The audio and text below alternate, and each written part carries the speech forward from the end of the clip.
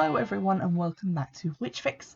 I'm Sarah and we're getting back into Waywood today, chapters 11 and 12. A quick recap of what happened in chapters 9 and 10. That episode ran very long indeed because those were some quite long chapters, and I think this episode is going to be similar in length because a lot of stuff is happening and the chapters have gotten a little bit longer. What happened last time was that following her initiation, Michaela, or Stone as she is now referred to as her coven name, got to learn some basics of magic, some glamours, some uses of conjuring powder, and is obviously now believing in magic and learning how to be a witch. We're also getting to see a little bit more of her and Cray getting together and laughing at my attempts to write teenage romance. And also we're getting some hints and a bit of information about what's really going on behind the coven. The second coven in Bristol has been mentioned a few times. There's a little bit of mystery building there, so stick with me and see if you can pick out a few more hints throughout these coming chapters. Chapter 11. Alex takes me out after my second week of being an initiate, when I have just got used to glamouring things. Changing myself is another thing entirely, because I can't see myself, and using a mirror is no help because the image is backwards, and it makes changing my face or hair really hard. You're going to have to start with the basics of self-glamour, and it's a lot easier to look like nothing than look like something, Alex says, as he leads me down the long windswept drive to the university and on towards the nearest student building, a crescent of red brick. I'm pleased with my clothes for once, mainly because they're my old clothes, only done up with glamour. My old black jeans are shimmery like fish scales, and the faded My Chemical Romance t-shirt, the one I could never wear or be mocked by Chloe, is now brand new and signed by the whole band. The best thing is, I've changed my trainers into black pattern heels, 4 inches high, but I'm still as comfortable and able to walk as if I was in my old shoes. Magic. You can't beat it. Alex tries the door at the back of the building, but it's locked. Usually some drunk idiot leaves it open, he says, but to get through locked doors, you can use this charm. He takes a white stick out of his pocket and shows it to me. There are runes carved on it, and the end has been sharpened to a point. It takes a moment for me to realise it's not a stick at all. It's a bone. What is it? Skeleton key, Alex says with a dry grin. I'd meant what kind of bone is it, but Alex is already pushing it into the lock, probably from the same dog we ground up for conjuring powder anyway. Gross. The door springs open and he steps into a dimly lit hallway. What if there isn't a keyhole? Alex looks just a little impressed that I thought to ask the question. Then you'd use the spirit of the creature that gave you the bone. You'd summon it and get it to open the bolt on the other side. I thought about this as he led me through the warren of corridors that smelled of block toilets, beer and hairspray. Would a magic dog spirit be able to draw a bolt when a real dog couldn't? Maybe it was a guide dog ghost. The halls look pretty grim. I'm pleased not to be going to university, or even finishing school, if it means I don't have to live in a building that smells like old pee and has posters about sexual diseases and rape all over the walls. Over our heads glow yellowy lights, and behind the doors I can hear music playing, 2 girls arguing, a lot of canned laughter, and 2 people having sex. It stinks, and it sounds like a fucking zoo. 2 people come through a door at the end of the hall and walk towards us. A boy and a girl, though they're both wearing the same amount of makeup, which the boy can't pull off. Orange eyeshadow? Yuck. His nose is a mess of acne, and he's got the greasiest hair I've ever seen, which, considering I'm living in a squat, is saying something. I falter, but Alex keeps walking, nodding in a vacant kind of way at the 2 students and passing them, bumping shoulders with the boy. Watch it, the greasy student says. Sorry, Alex mutters. I pass the students and go through the door with Alex. We end up in the stairwell, listening to people laughing over our heads. Alex shows me the key he lifted from the boy's pocket. Shall we see what's behind door number 180, he grins, and leads me off to the 2nd floor, where we find the door to 180 and unlock it. Inside is the messiest room I have ever seen. Old plates and glasses are stacked all over the desk, and there are tangled jeans and pants all over the floor, mixed with magazines, bits of printed paper, and more mugs with scabby dried out coffee at the bottoms. This is disgusting. This is the face of modern education, Alex says smartly. Go on, have a shower, then you can help me search. What are we looking for? Alex shrugs. Anything we can use. I open the door into the little ensuite shower. It's in almost as bad state as the tiny study bedroom. There's toothpaste all over the mirror, and the sink is caked in soap, shaving cream, and bristles. The shower is wet and steamy, and it grosses me out to think that a naked student was in it not long ago, even if it wasn't the greasy git we passed in the hall. But after a few days of not being able to wash properly, it doesn't take long for me to get over myself and start taking my clothes off. I put my glamoured gear to one side and get into the shower, turning it on and listening to Alex creeping around in the other room. While I'm lathering up with what's probably Greasy's girlfriend's shampoo, I think about the last few days, the things I've been learning. It's still a kind of dizzy thought that magic is real, that I can do it, me. I've never given any thought to being anything other than normal, but here I am, being a witch, going out nights with Cray to look at the stars and kiss in secret spots all over the campus. Michaela might have been a regulation pothead, but Stone is awesome, and I love being her. I wash until my skin tingles and then step out. It feels amazing to be clean at last. I mean, I could glamour my hair to look clean, but I wasn't good enough yet to make it feel that way. I dry myself off with the only clean thing in the bathroom, a dressing gown, and put my clothes on before going back to Ilex. He's sitting in the little desk chair, booted feet up on the desk. His pale blondish hair and fair skin make him look ghostly at the best of times, but in the gloom of the messy room he looks especially creepy. Not much to find, he says, gesturing to a little heap of things in his lap. Batteries, some cash, a couple of joints, and a pack of cigarettes. What were you hoping for? Naked posters of Patrick Dempsey, he says, poker-faced. I grin. Can't you just zap some up? He shakes his head. Waste of energy. Anyway, we need to get on with your lesson. I thought we'd done that. You showed me the skeleton key. The key is only half of it. You need to know how to move around places like this as if you belong. If you can fool a couple of students, you can work your way up. Security guards, shop assistants, the police. He puts the things he's found in his pocket, then beckons me closer until he can put his cold hand on mine. To be invisible, you can't just throw out a blinding hex. You've got to shroud yourself in a veil. Constantly send out this signal, nothing to see here, look away, keep walking, and do that by focusing and drawing your power around you. He looks at me expectantly, then frowns. You're not trying it. I flush. I didn't know you wanted me to. Hang on. I focus, drawing all the smoky blackness through me. I've become good at calling up my power, even if it does sometimes get away from me, slipping back into the cracks. I cover myself as if I'm glamouring my clothes again. Only this time I pull the power over my face and hands until I'm a shadow, a twisty, smoky shadow. Ilex grins and his own form shimmers like I'm looking at it through a wall of hot air. I suppose because I'm a witch now, I can't be tricked by his invisibility, just like I can tell that his black velvet jeans are a glamour, a lazy one. He's really wearing old combats. Right, now, the object of this game is to get in and out of all the rooms on this floor, Ilex says. No one can see you, and you can't open the doors yourself. You have to be sneaky, and you have to take something from each room, a trophy. I feel a twinge of excitement.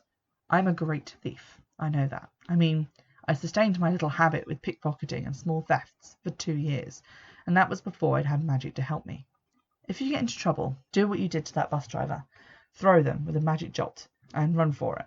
I nod, and Alex slaps me on the arm in a matey way. I'm starting to think he's not so bad. A bit of a twat, yes, but ultimately pretty cool. I'll see you outside, he says, and leaves me. My third lesson has officially begun. Once, when I was going through the bags of some bitches in the year over me, I found a bottle of really cool nail polish. It was expensive and called something Fleur, which even I know means flower. The actual colour was a kind of iridescent red, really classy, so I pinched it. I got found out, obviously. The first time I used it, the cow noticed and started asking me where I bought the polish, so I lied and said Boots. Only it turned out it was some kind of Frenchy stuff that her dad brought her back from Paris. I was suspended for a day and in detention for a week after that. The point is, right before I got caught, I had this twisty feeling in my stomach, the kind I always get when I'm about to get shouted at. I had the same feeling as I shadowed a girl back to her bedroom. There was no way that imagining a shadow of myself was going to fool anyone. At least when I glamoured my clothes, I could see that it worked. Making myself invisible, on the other hand, felt as effective as closing my eyes really tightly and wishing not to be seen. As she unlocked the door, I'm only a foot away from her, close enough to see the flutter of blood pulsing under the skin of her throat. She smells like damp washing and about a gallon of Katy Perry perfume. Yuck. The door opens and the girl steps into her room, throwing her keys onto the bed. I follow after her, and even once the door is shut and we're standing alone in her shoebox-sized room, She doesn't even blink. I watch as she sits down on the bed and starts taking her shoes off. Her room is papered in posters of one band, some indie shit that no one has ever heard of. Not a Katy Perry fan then, just a fan of the perfume. Why? At least, I've never seen them anywhere. There are wristbands pinned to a wall and a plastic Hawaiian flower garland draped over a tin lampshade. For a moment, I just watch her. I'm only a metre away, close enough to see the flaky skin under her foundation, the label sticking up out of her sweatshirt. I look around as she continues to ignore my presence, lying back on the bed with an oomph and reaching for a paperback. From the alcove by the door, where there's a toothpaste-spattered mirror and a sink covered in long red hairs, I snag a tube of lipstick. Job done. I turn to the door. Oh, shit. How am I going to get out of the room? Never mind that it's against Alex's rules. Opening the door would definitely give me away. Even if she doesn't see me, she'll still freak out at the door opening for no reason. I've been stupid to think it would be that easy. I look at the door for a moment longer, then realise what I have to do. Stepping into a corner by the door, I reach across and knock on it. The girl on the bed frowns, puts her book down and comes over, pushing the handle down. Her face is only inches from mine. The door opens and I slide out into the hallway. Alex is nowhere to be seen. After a few seconds of looking confusedly up and down the hall, the girl closes the door with a huff. I slip the lipstick into my pocket. My heart is still thumping hard. I am invisible. More than that, I am the clever little witch who got in and out of a room without being discovered. I can't remember the last time I felt clever. Certainly not at school, or at home, where Dad was always correcting me or putting me down. But I am. I'm clever. I also have 11 rooms left to get into. With the next one, I hit a new problem. There's no one inside and no one going in. The door's locked, and Alex has the skeleton key. I run through the magic that I know, which doesn't take long. I can blind someone for an instant, get the Fey folk to protect me from detection as I steal a week's worth of food and a lifetime supply of tampons, and I can glamour my clothes and any object that I want. I stick my hand into my glamoured jeans pocket. Even magic pockets can hold real items, which is beyond useful. In my hand is a collection of hair slides, my tangled earbuds, and a 2p piece I found on the floor.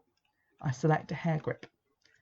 The lock is silver, so it's probably safe to assume that the key is too. I picture the key that the redhead used to open her door, silver with a plastic cover on the end, the room number printed on it. The room number is 183, so that is what it'll say on my key. I curl my fingers around the hair grip and touch the door with my other hand. I have no idea what the toothy bit of the key should look like, but I have the other side of it, the lock inside the door. Maybe if I'm lucky, I won't have to see the shapes of the mechanism inside the door to make my own key. I feel the object in my hand grow a little heavier, and when I open my fingers, there's a key in them, silver and printed with the number 183. With my breath caught in a gleeful squeal, I slide it into the lock and open the door. "Took you long enough," Alex says. He's lying on the bed, flicking through a creased-up copy of FHM. On the bed is a plastic baggie of weed, a small heap of change, and a penknife. "Here, for your collection." He tosses the knife to me. The plastic case, black with the Grim Reaper clumsily stenciled on the side, hits my chest, and I grab it as it falls. "That's 2 tools you've got now." "Let me guess, my ceremonial dagger." He smirks. "They can't all be silver athmays now, can they?" I slip it into my pocket. "Hurry up. 10 more rooms to go before everyone gets back from morning classes. Any hints about getting into the rest?" "You seem to be managing okay." "Just hurry it up before I get bored." I roll my eyes. Alex has a serious attitude problem, and he's not nearly as cute as he thinks he is. Still, he's right, there are 10 rooms left to go. I do well enough, I think.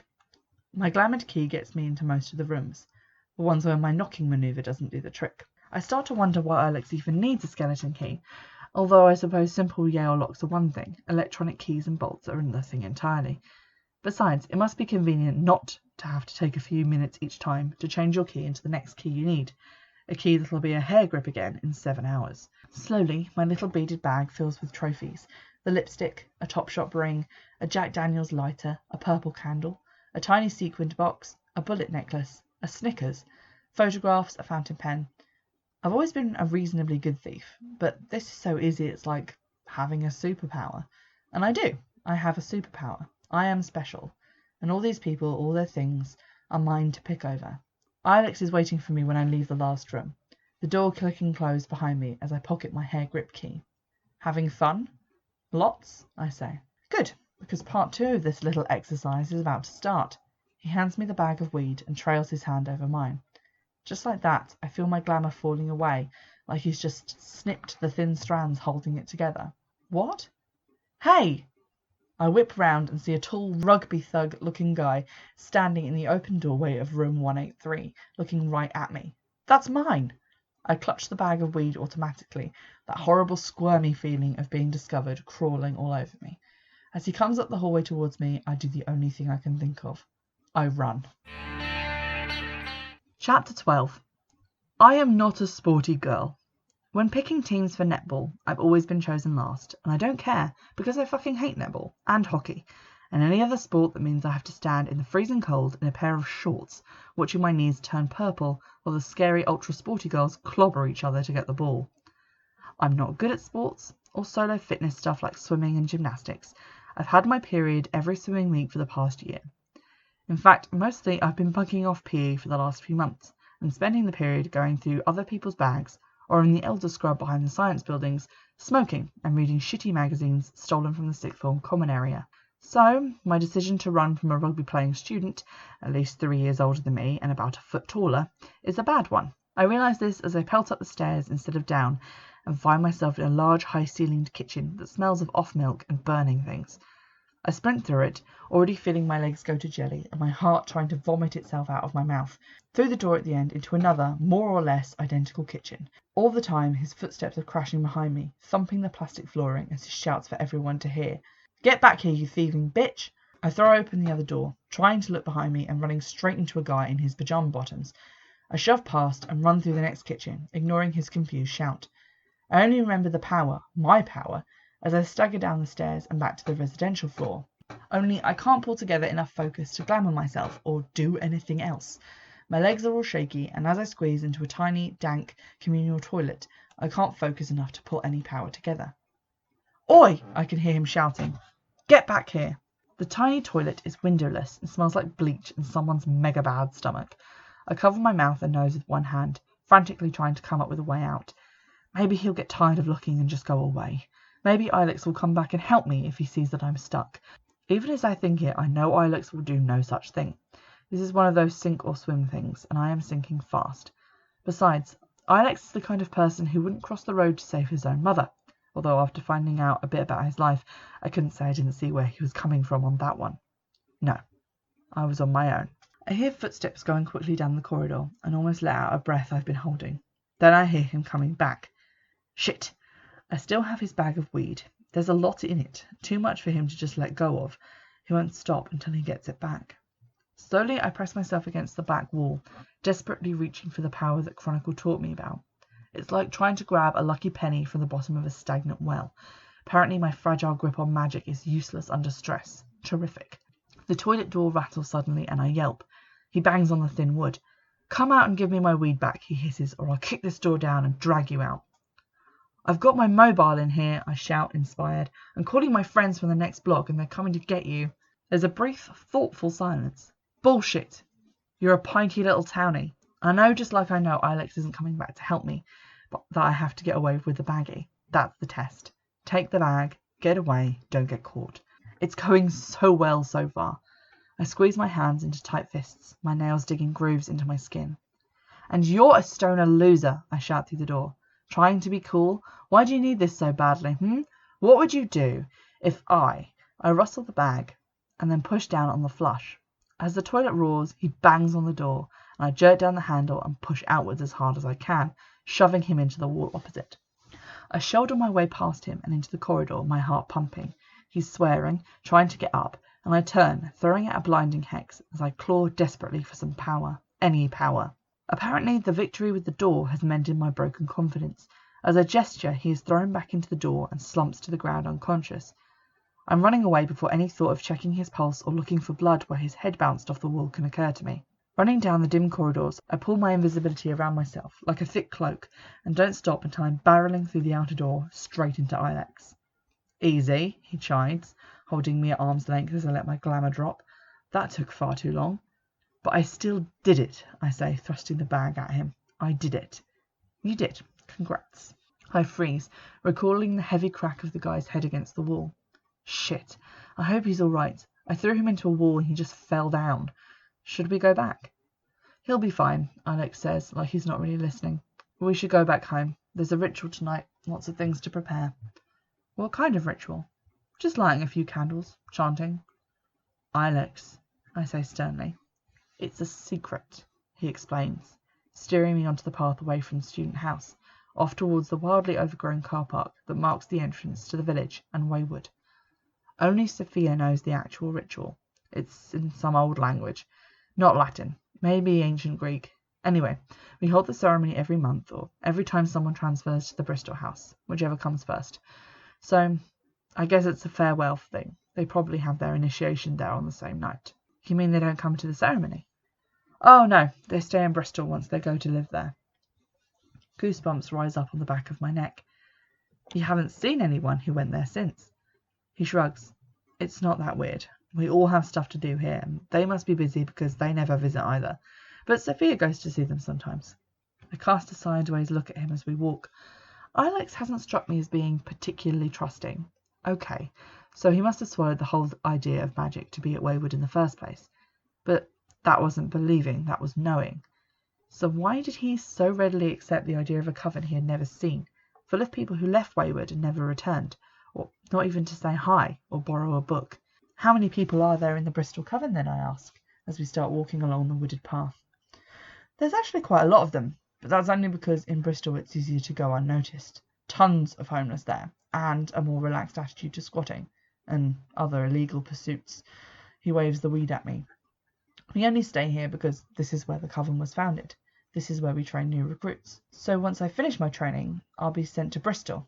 The idea upsets me, not just because I'm getting seriously freaked out by the coven of no return, but because I don't want to leave Cray. Not necessarily, but most people do decide to leave. Bristol's got more going on. A lot of new recruits find it hard out here in the middle of nowhere with no clubs, no shops or anything to do but stay in and make their own fun. Who was the last person to want to stay? Alex nudges me knowingly. Cray. Ooh, the coven of no return. Clearly I was feeling very dramatic on that particular day. So there you have chapters 11 and 12 of Waywood, and more mystery stuff happening. A lot more magic in this chapter as well.